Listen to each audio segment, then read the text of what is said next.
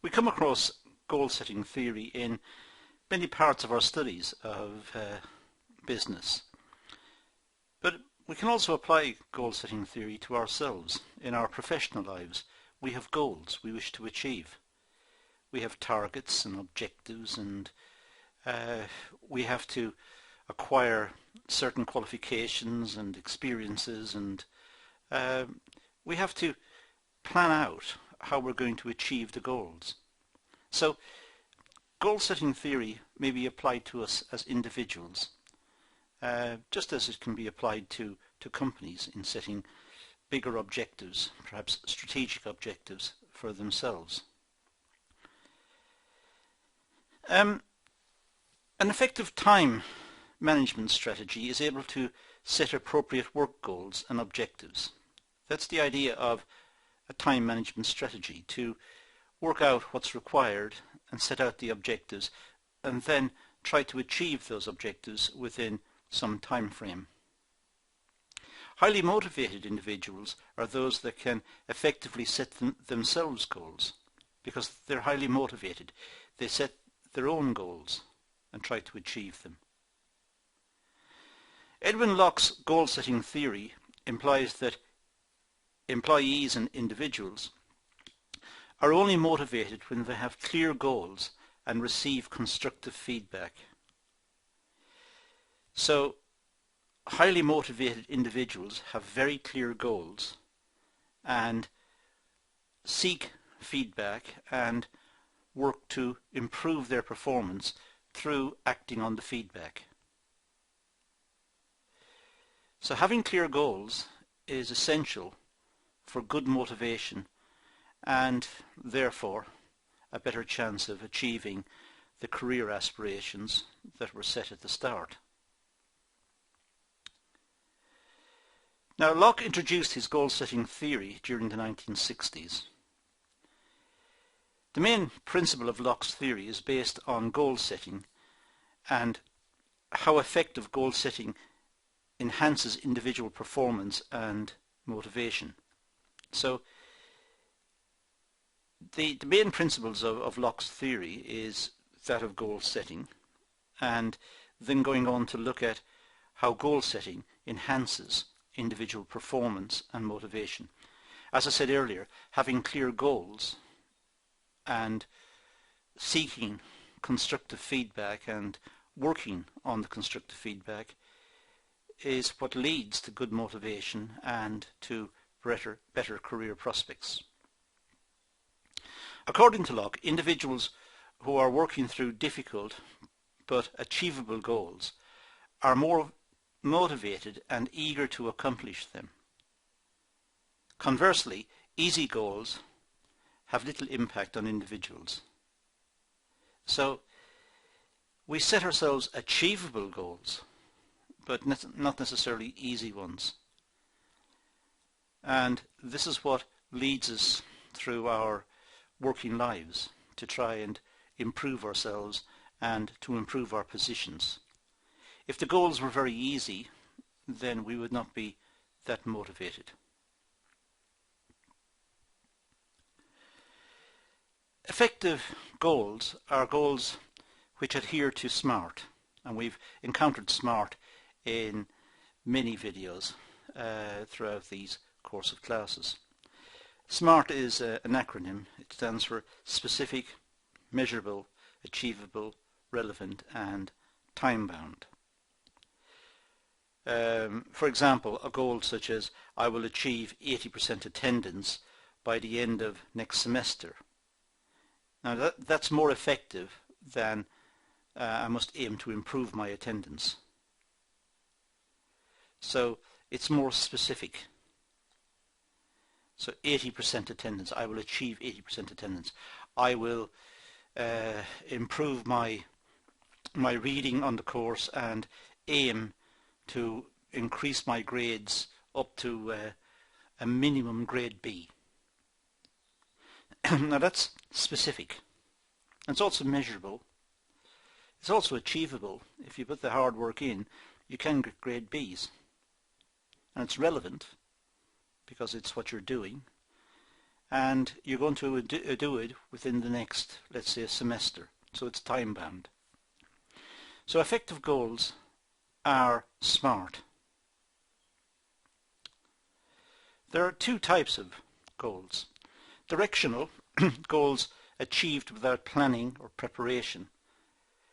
And these are ideally for highly motivated individuals. These are goals that are not prepared in great detail, but yet the individuals are able to achieve them because they have good capacity and they are talented people and they're highly motivated. So these type of goals are almost aspirational. I will achieve the following by the end of the year, and there's no great plan, or there's not a lot of work going into planning how it's going to be achieved. It's just, it will be achieved because the person has the capacity to achieve it, and they are working to a plan, perhaps in their head, one which is flexible. They will move things around and they'll move situations around to suit, but at the end of the year they will have achieved their objective. The second type of goal is related to accuracy. Thought through goals. Individuals develop these goals and aim to achieve them. They're well thought through. They're goals which are planned in detail, and individuals adopt them and try to work with them to achieve the overall objective. Now, Locke's goal-setting theory consists of 5 basic principles. These are the 4 C's. 5 basic principles called the 4 C's. I've added in an extra one just to make it up to the 5. You'll see them in the literature. But the first C is clarity. Goals must be clear, and there must be a challenge. If they're not a challenge, they're almost not worth doing. Goals are difficult. They have to be worked on to be achieved, so they are a challenge. Goals can be complex. They can be difficult to understand and difficult to sort out and difficult to work on. So they could be complex. And they also require commitment. They don't just happen. Individuals must make the goals come about. They must try to achieve the goals. So the goals must be clear, they must be challenging, they must be worth doing, in other words. They must be, or not must be, but they generally are complex. They're generally difficult to work out. They're not easy. If they were easy, everyone would do it. And they do involve commitment, time commitment and resources. There's also feedback. That's the one I've added as the plus F. Also feedback. So feedback is important because it helps the person trying to achieve the goals get a better understanding of their performance, what they've done, what they did right, what they did wrong, how to improve. So feedback is important. Now let's have a few words about these. Start with clarity. Goals must be clear and measurable in order for them to be achievable. So they must be clear. If they're ambiguous, they're not going to be achieved because the person does not know what they're aiming at. They're ambiguous. So goals must be clear. Individuals are more motivated when there is an understanding of what is expected from them.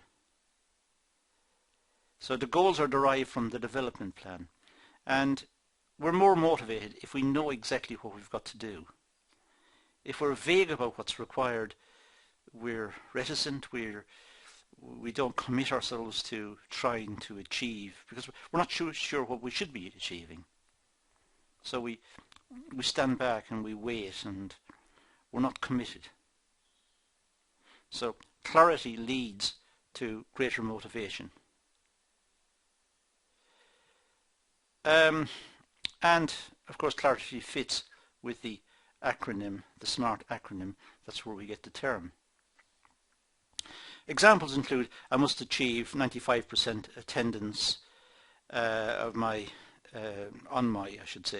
BTEC course within the first semester, and or aim to achieve a distinction in 3 to 5 units in my first year.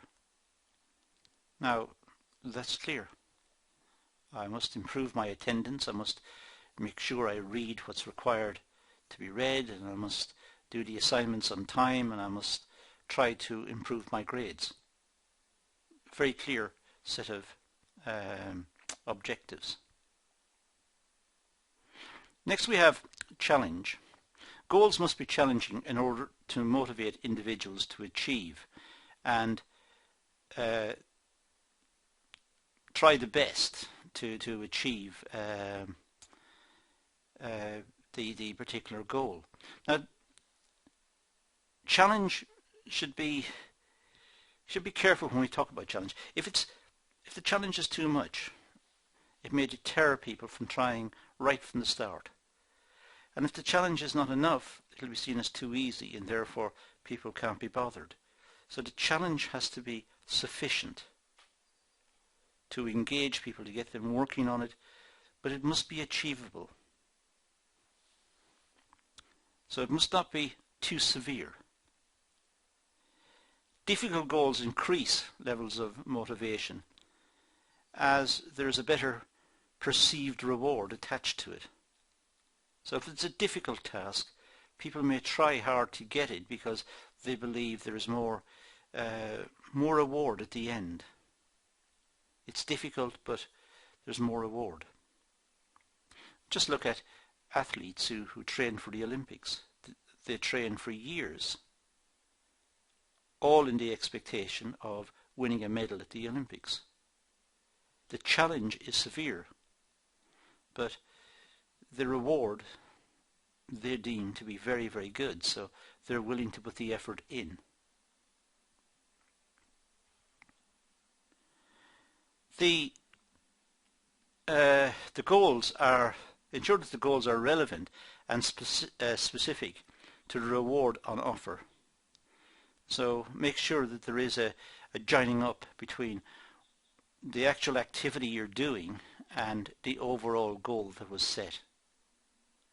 Make sure you're doing the right thing, that you're not working on a tangent or you've drifted away from the central drive or the central push of what was required. Commitment. Well, Locke suggests that effective goals are those that are agreed by the individual rather than being given as a goal to achieve. So it's better if the people trying to achieve the goals have already are involved in setting the goals, I should say. So the goals should be agreed by the people who are trying to achieve them. This leads to greater commitment. If the goals are assigned or given to people and said, you must achieve the following, there may not be the same commitment. There may be resentment as opposed to commitment. They may resent having to do it. They don't understand why they've got to do it. Or they don't understand why that particular goal is important. Agreed goals between a manager and an employee during performance appraisal, for example. If they're agreed between the manager and the employee, then there will be commitment. But if the manager tells the employee that they must achieve the following, there may not be the same commitment. But if they're agreed, that usually engenders some sort of commitment. Individuals are more likely to commit to a goal knowing that they developed their own goal. So there's more commitment if they have developed the goal, if they have set up the objective that they want to achieve. There's more commitment on their part. Goal commitment and the level of goal difficulty coincide. High levels of difficulty results in more commitment to achieve the goal. But as I said right at the outset, care has to be taken here. If the goal is extremely difficult, it may deter any effort. People may give up right from the start because they see it as far too difficult. So the goal must be set so that it is achievable. It may be hard work, but it is achievable. And that will bring about commitment if the person trying to achieve it has been involved in setting up the goal at the start.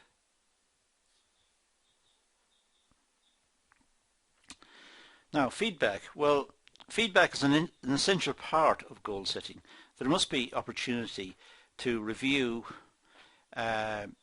clarity and whether the goal is achievable. So feedback is very important. It's very important to make sure that the goal is clear and that feedback is received on whether the goal is clearly understandable by everyone, and that sort of clarity means there is more commitment because it's a very precise target. The goal is very precise because it's clear. And of course it should be achievable, and feedback can make comments and suggestions relating to its achievability. Individuals are more likely to achieve goals if they regularly review their progress and make adjustments if necessary. Well, it's important, working through to achieve a particular goal, it's important to review progress from time to time, see how well it's going and see what the problems are and make corrective adjustments if those are required.